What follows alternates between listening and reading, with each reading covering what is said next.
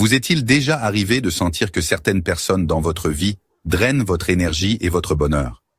Ce sentiment-là, cette sensation de fatigue, d'épuisement après avoir interagi avec une certaine personne, c'est un signe que vous êtes peut-être en présence d'une personne toxique. Et croyez-moi, vous n'êtes pas seul. On a tous déjà rencontré ces individus qui semblent aspirer la joie et la positivité de l'air autour d'eux. Le premier rempart contre la toxicité, c'est la capacité de définir et de maintenir des limites claires. Voyez vos limites comme une clôture autour de votre propriété mentale et émotionnelle. Cette clôture définit où vous vous arrêtez et où commence l'autre. Elle sert à protéger votre espace personnel, votre énergie et votre bien-être. Les personnes toxiques ont souvent du mal à respecter les limites. Elles empiètent sur votre temps, vos émotions et votre énergie sans vergogne.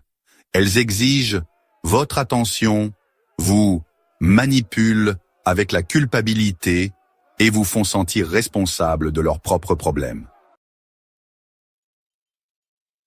L'indifférence, dans le contexte stoïcien, n'est pas un appel à l'apathie ou à l'insensibilité.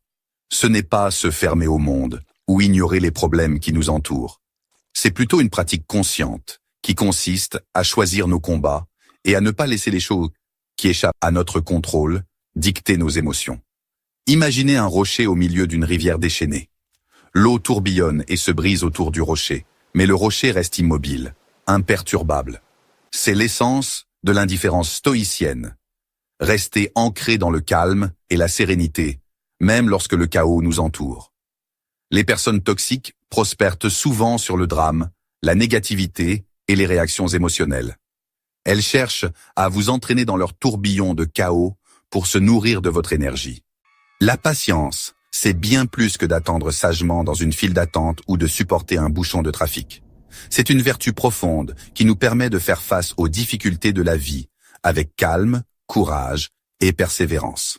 C'est la capacité de rester ancré dans le moment présent, même lorsque les choses ne se déroulent pas comme on le souhaiterait. Dans le contexte des relations toxiques, la patience devient un outil précieux. Les personnes toxiques peuvent tester nos limites, nous pousser à bout et nous faire perdre notre sang-froid. Elles peuvent être imprévisibles, manipulatrices et carrément exaspérantes.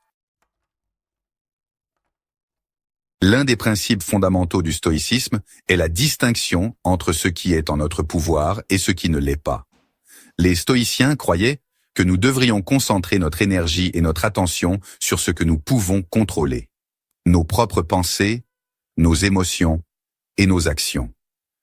Nous devrions accepter avec sérénité tout ce qui échappe à notre contrôle, comme les actions des autres, les événements extérieurs et les aléas de la vie. Ce principe est particulièrement pertinent lorsqu'il s'agit de gérer les personnes toxiques. On ne peut pas contrôler le comportement des autres, mais on peut contrôler notre façon de réagir à leur comportement. On ne peut pas changer le passé, mais on peut choisir comment on se laisse affecter par lui. Lorsque vous vous retrouvez face à une personne toxique, demandez-vous, qu'est-ce qui est en mon pouvoir dans cette situation? Vous pouvez choisir de fixer des limites, de vous éloigner de la situation, ou de changer votre perspective. La gratitude, ce n'est pas simplement dire merci par politesse. C'est une pratique consciente qui consiste à remarquer et à apprécier les bonnes choses dans notre vie, aussi petites soient-elles. C'est un état d'esprit qui nous permet de voir le monde avec des lunettes roses, même lorsque les choses vont mal. La gratitude peut être un antidote puissant à la négativité et à la toxicité. Lorsqu'on se concentre sur ce qu'on a, plutôt que sur ce qui nous manque, on élève notre vibration énergétique et on attire davantage de positivité dans nos vies. Comment cultiver la gratitude dans un monde souvent perçu comme sombre et décourageant? Commencez par tenir un journal de gratitude. En cultivant la gratitude, vous créez un bouclier protecteur autour de vous. Dans le jeu de la vie, toutes les batailles ne méritent pas d'être menées. Parfois, la meilleure façon de gagner, c'est de choisir ses combats avec sagesse et d'éviter les confrontations inutiles, en particulier avec des individus toxiques. Car rappelez-vous, l'objectif n'est pas de vaincre l'autre, mais de préserver sa propre paix intérieure. Les personnes toxiques excellent dans l'art de la provocation. Elles cherchent à vous entraîner dans des disputes sans fin, des jeux de pouvoir et des drames inutiles. Dans le feu de l'action, il est facile de se laisser emporter par la colère, la frustration ou le ressentiment. C'est particulièrement vrai lorsqu'on est confronté à des personnes toxiques qui semblent exceller dans l'art de nous pousser à bout. C'est dans ces moments-là que la capacité de faire appel à la logique et à la raison devient une bouée de sauvetage. La logique et la raison, ce sont les outils qui nous permettent de prendre du recul par rapport à la situation, d'analyser les faits de manière objective et de prendre des décisions éclairées. Elles nous aident à ne pas se laisser emporter par le tourbillon des émotions et à réagir de manière calme et posée. Lorsque vous vous retrouvez dans une situation tendue avec une personne toxique, prenez une pause avant de réagir. Respirez profondément et demandez-vous « Quel est le problème ici? Quels sont les faits ?» Essayez de voir la situation du point de vue de l'autre personne, aussi difficile soit-il. Imaginez un instant que vous êtes un guerrier qui se prépare à affronter une bataille difficile.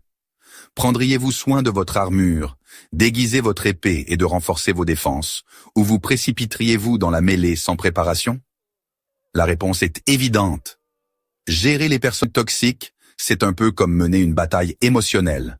Ça demande du courage, de la résilience et surtout une bonne dose d'amour-propre.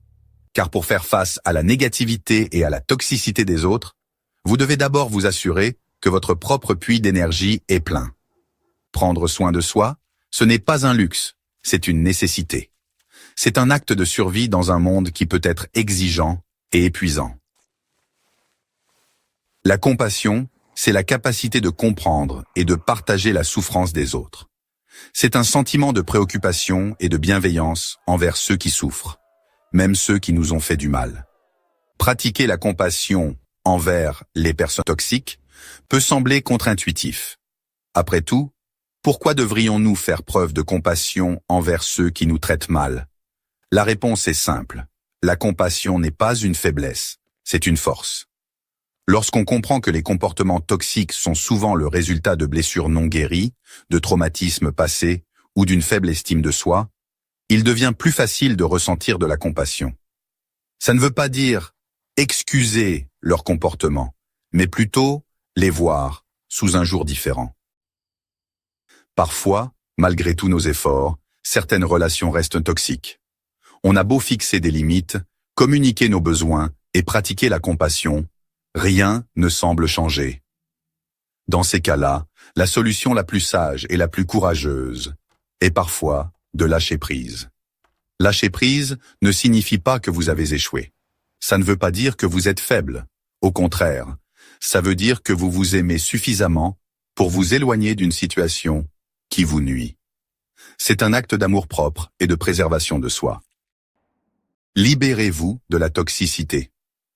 En adoptant ces 11 stratégies stoïciennes, on peut non seulement gérer les personnes toxiques, mais aussi améliorer notre propre bien-être et notre paix intérieure. N'oubliez pas que vous avez le pouvoir de choisir comment vous réagissez aux autres, comment vous laissez les événements vous affecter et comment vous laissez les expériences négatives façonner votre vie. Le chemin vers la libération de la toxicité commence par un pas courageux à la fois. Soyez patient et indulgent envers vous-même. Le changement prend du temps.